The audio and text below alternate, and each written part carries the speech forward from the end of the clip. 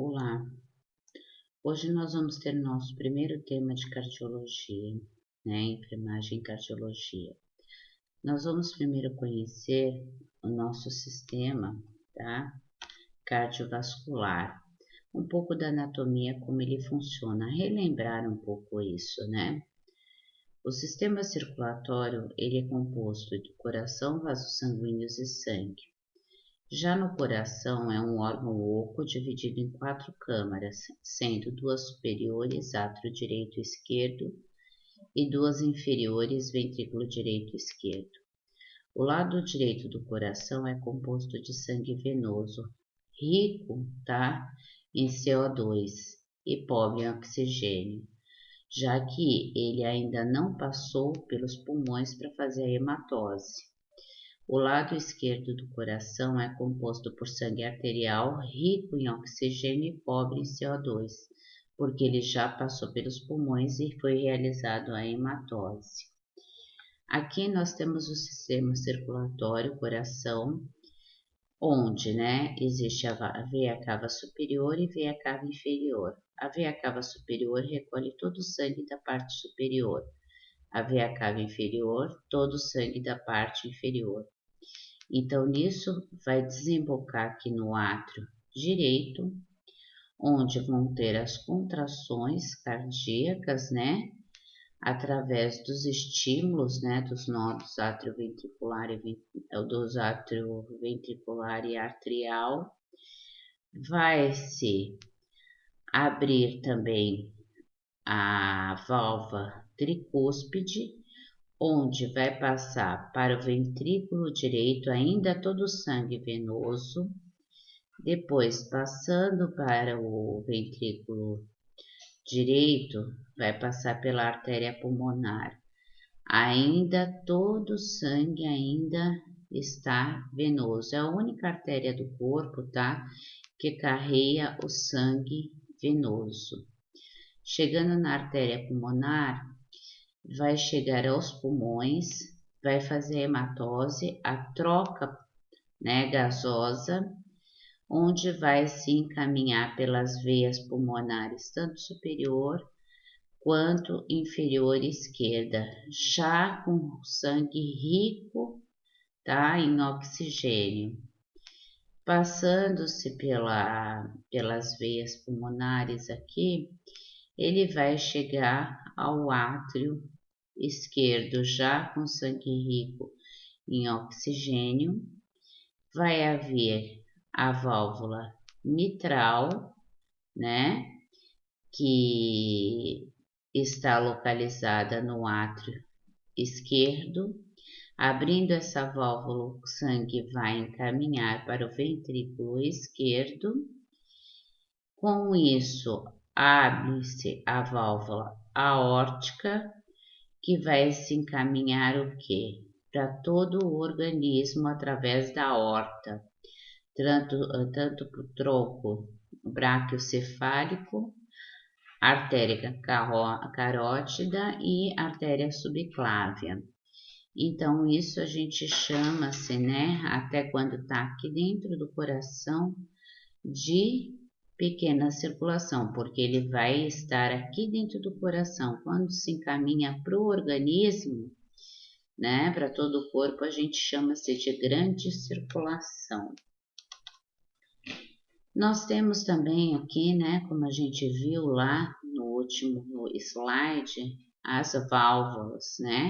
As válvulas, elas são compostas de cordoalhas tendilíneas, que elas servem tanto que para abrir e fechar essas válvulas.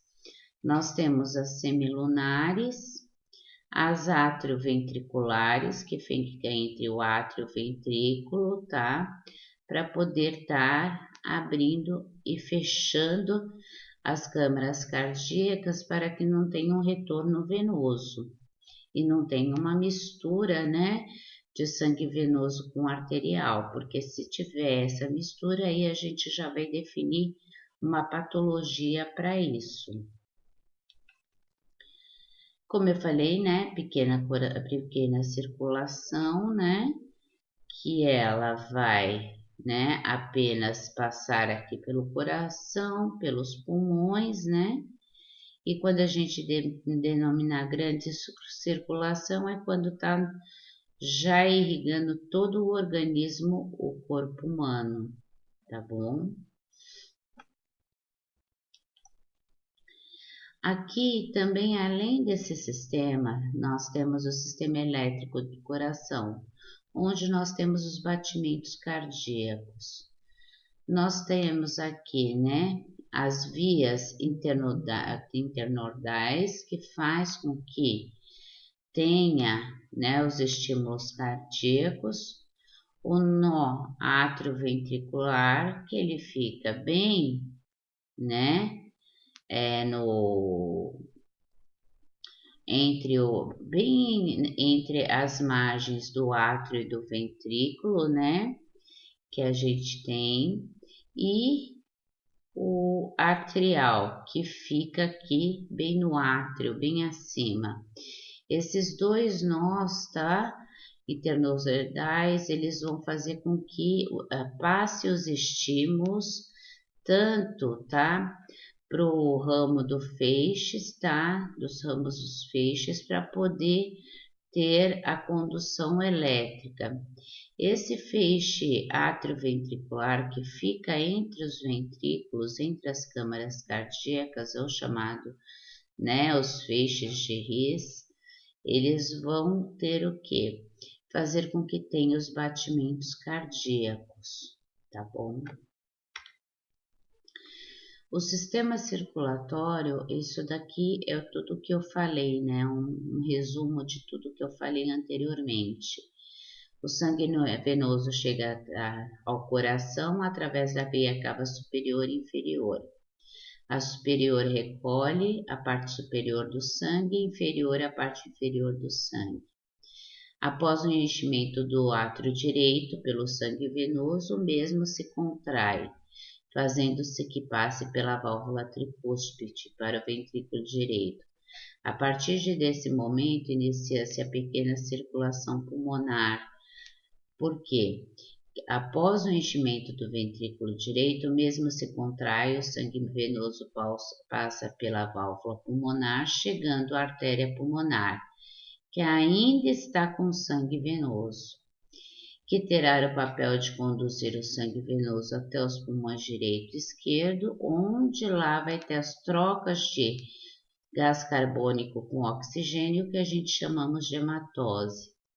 A partir daí, o sangue venoso deixará de ser rico em CO2 e vai se tornar rico em oxigênio, tornando o sangue arterial. O sangue arterial volta ao coração através das veias pulmonares, chegando ao átrio esquerdo, enchendo o mesmo, se contrai, fazendo que o sangue arterial passa pela válvula bicúspide ou mitral, né, pode ser chamada, chegando até o ventrículo esquerdo. E a partir desse momento encerra-se a pequena circulação, ou circulação pulmonar, que a gente chama, e quando vai para o corpo, a gente chama-se de grande circulação, ou enchimentos dos ventrículos.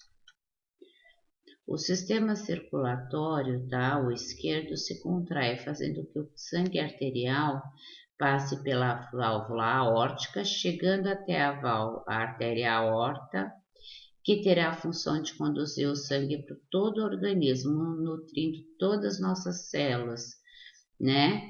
Quanto de nutrientes, quanto de oxigênio, e efetuando toda a troca gasosa. Depois vai retornar de novo esse sangue pela veia cava superior e inferior, desembocando novamente no átrio direito e fechando a grande circulação.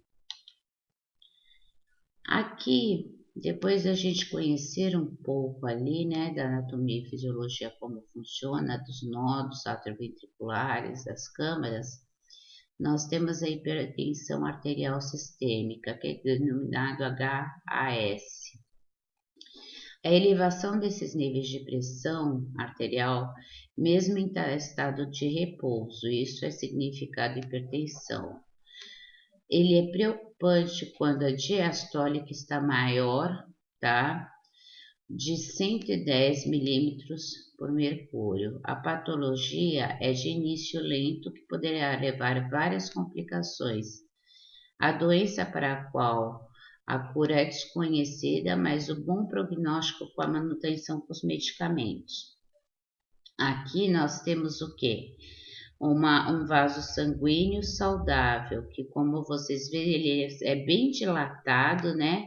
As paredes do vaso são saudáveis, né? E tem um espaço circular onde o sangue flui corretamente, ele não tem nenhum impedimento. Já dos pacientes hipertensos, você já vê que as paredes são mais grossas, ele é mais compressivo, são mais rígidas, é menor o calibre, o diâmetro é mais estreito, então dificulta esse sangue para poder sair, né? Então ela sai com uma maior pressão. Então elas se tornam mais rígidas também, mais grossas.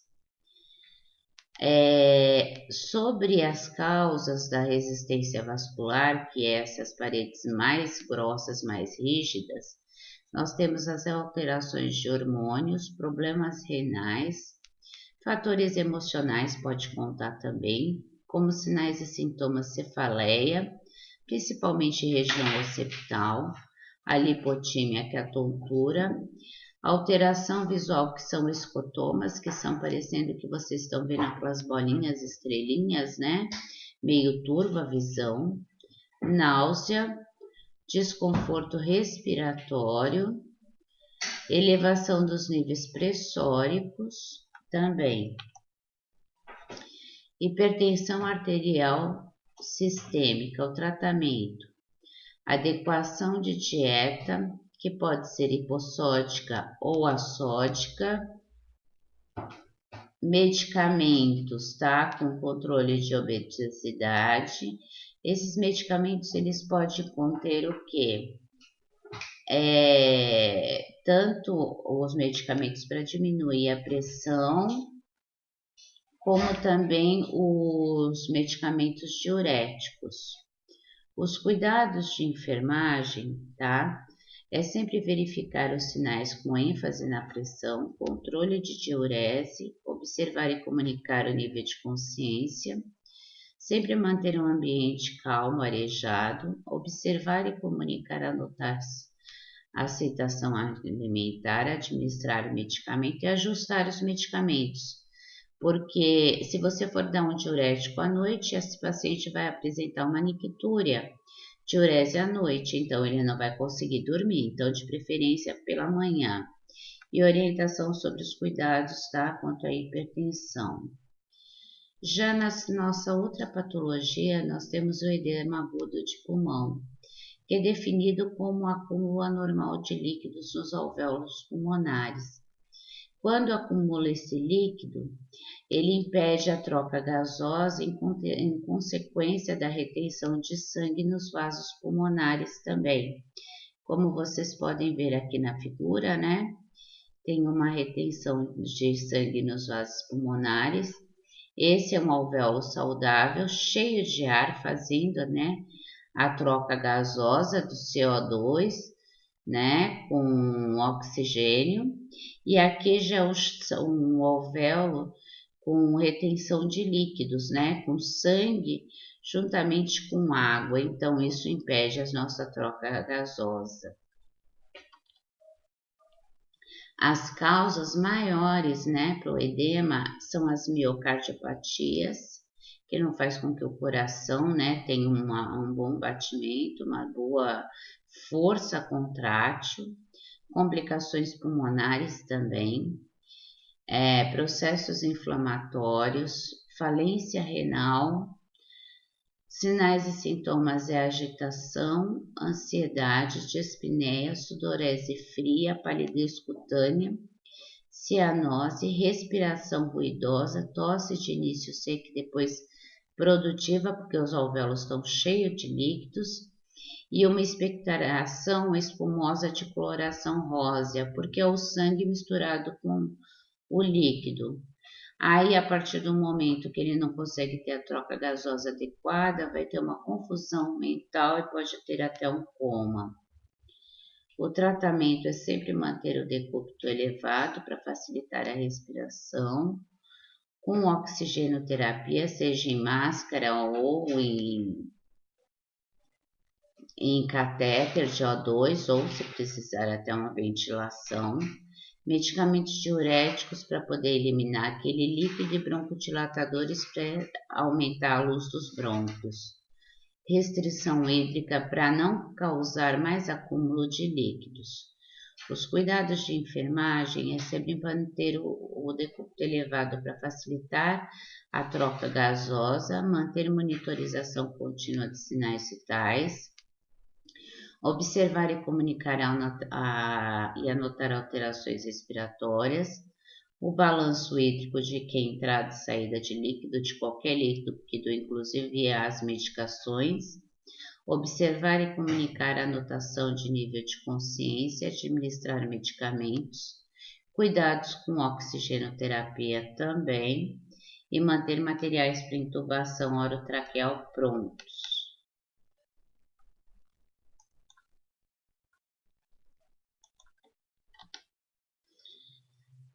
Na outra patologia, nós temos a insuficiência cardíaca congestiva, que é denominada ICC. A doença caracteriza pela incapacidade do coração bombear o sangue na quantidade suficiente para o organismo. O músculo cardíaco, ele já está o quê? Limitado à contração cardíaca, ele já está mais enfraquecido. Então, aqui a gente encontra-se um coração normal, tá? E aqui a gente pode encontrar já um coração bem dilatado com as câmaras cardíacas que não tem mais essa propriedade, né, de contração adequada para mandar o sangue para o organismo, que são os ventrículos dilatados e as paredes finas. Ou senão, nós temos o quê? Eles hipertrofiados, né? Bem menores, que são as paredes, tá? Bem aumentada aqui, ó, do músculo, e aqui ela não tem mais essa propriedade. Para isso, normalmente no ICC, esse coração, normalmente, o que acontece? Para ele tentar suprir o organismo, ele tende a aumentar a frequência cardíaca para tentar irrigar o organismo, mas isso não é, ele não consegue fazer essa função, por quê? Por mais que ele aumente a frequência cardíaca, ele continua enfraquecido para poder bombear o sangue. Então, esses pacientes, eles costumam tomar digitálicos, que diminui a força cardíaca e aumenta a contração, a força contrátil do coração, né? Isso são os digitálicos, a digoxina, a digitoxina, que são um dos medicamentos, tá? Aqui também você pode ver a diferença dos ventrículos também. Um ventrículo normal e já uma falência de ventrículo, né? Já.